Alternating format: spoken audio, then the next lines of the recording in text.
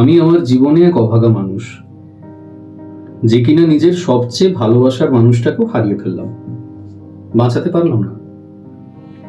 তারপর আমার এই অন্ধকার জীবনে তুমি এলে, কিভাবে জড়িয়ে গেলে সবটুকুতে ঠিক বুঝতে পারিনি।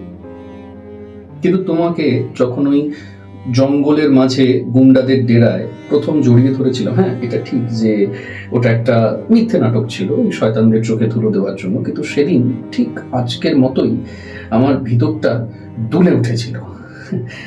নিজের নিজের জীবনটাকে না হঠাৎ কেমন সুন্দর, হঠাৎ যেন মনে হলো যে আমি বাঁচতে পারি, আমিও তো এখনো অন্যভাবে বাঁচতে পারি, অ্যাটলিস্ট একটা ট্রাই করতে পারি। আমি সেদিন বুঝতে পেরেছিলাম, জানো আমার না ভেতর থেকে কোথাও একটা বদলে যাচ্ছে সব, মানে তোমার প্রাণের স্পন্দনে আমার ভেতরে কেমন করে একটা অনন্ত তরঙ্গ বেজে উঠছে। তোমাকে জড়িয়ে কেন যে আমার এত ভালো লাগছে জীবনকে, সেটা সেটা আমি ভিতরে ভিতরে গুমড়ে মরছি, ভিতরে ভিতরে কিন্তু গুমড়ে মরছি যে কি হচ্ছে আমার সাথে।